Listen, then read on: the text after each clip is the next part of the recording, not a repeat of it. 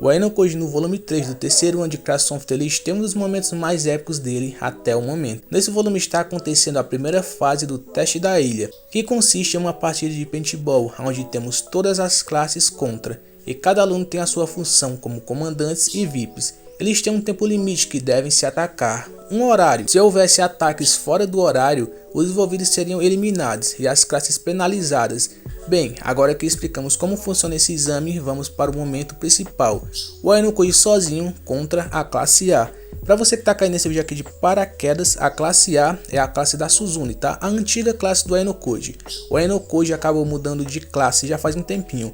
Caso vocês queiram saber como isso aconteceu, a gente já tem vários conteúdos aqui no canal sobre esse momento, tá? E sobre esse volume específico onde ele muda de classe.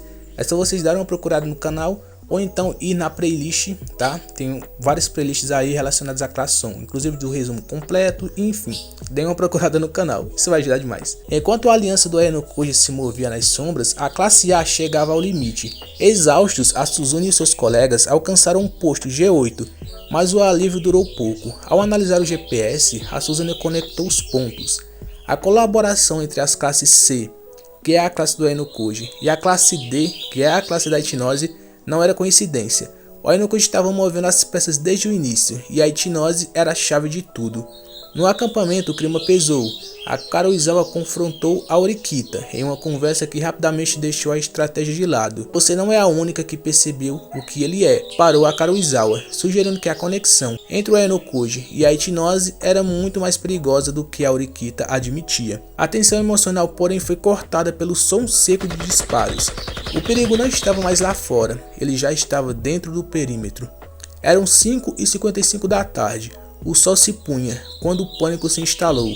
Em 5 minutos, o acampamento da classe A virou um campo de eliminação. A Orikita e a Karuizawa correram apenas para encontrar colegas já manchados de tinta fora da prova. Um invasor solitário movia-se como um espectro entre as tendas, rápido demais para ser identificado. Dominados pela fúria, o Sudou e o Miyamoto lideraram a caçada, encurralando a silhueta contra o traço maciço. O nome ecoou entre os alunos: Aino Koji Kiyotaka. Ele estava cercado por dezenas de armas, sem rota de fuga. Era o fim do trunfo inimigo. Ao primeiro movimento de Aino Koji, a ordem foi dada: fogo. 4 disparos o atingiram simultaneamente. O alerta de Out disparou no relógio dele. O Ikki e os outros explodiram em comemoração, acreditando terem vencido a guerra ali mesmo. Mas o horror paralisou a Orikita. Enquanto todos celebravam, o Aino Koji permanecia imóvel, com uma calma perturbadora. Ele apenas apontou para o próprio pulso, meio que de uma forma até aqui debochada. Eram 6h32, ou seja, já havia passado do horário estabelecido. A regra era clara: qualquer disparo após as 6 horas da tarde resultava em eliminação imediata para o atirador. Ele usou o próprio corpo como alvo, forçando a classe A a disparar por instinto no exato segundo em que o cronômetro zerava. Como o dano ocorreu fora do horário de prova, o Aino Koji permaneceu safe. Já a classe A perdeu 7 alunos de uma vez por violarem as regras. A humilhação final foi silenciosa.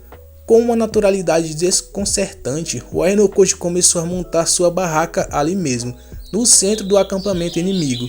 Logicamente, ele argumentou que, como as batalhas noturnas eram proibidas, o lugar mais seguro para ele dormir era cercado por aqueles que ele acabara de derrotar. Sob o olhar impotente da Orikita, ele simplesmente fechou o zíper da barraca e foi dormir, transformando o quartel-general da classe A em sua própria fortaleza pessoal. Pô, essa parte foi muito boa, né? Basicamente, ele humilhou a classe da Suzune, ele debochou ao extremo.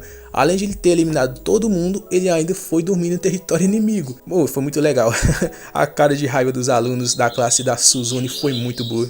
A manhã seguinte trouxe um cenário surreal, o maior inimigo da classe A despertando calmamente no centro do acampamento deles. O desejo de eliminá-lo era quase físico, uma eletricidade que percorria o grupo, mas a Orikita ficou implacável. Com um gesto, ela conteve os companheiros. Atacar antes do horário oficial seria cair na mesma armadilha da noite anterior. Eles esperariam faltando poucos minutos para as 9. A tensão era palpável. O Aino Koji começou a se mover, caminhando com uma tranquilidade irritante pelo único corredor que a classe A deixou aberto.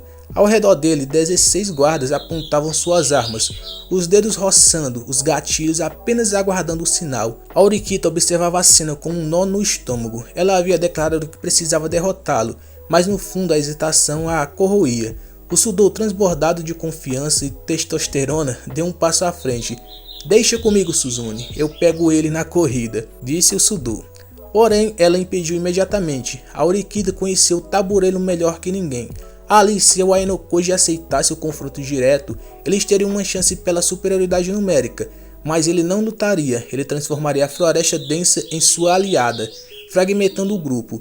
Mandar o Sudou sozinho seria entregar uma peça valiosa para um duelo onde o resultado era uma incógnita perigosa.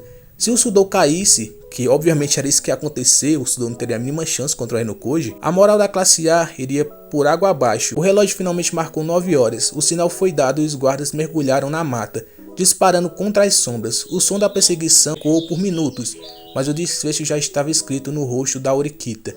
Pouco tempo depois, os alunos retornaram, ofegantes, suados e com os carregadores vazios. Não havia manchas de tinta em ninguém, mas também não havia sinal do Aenokoji.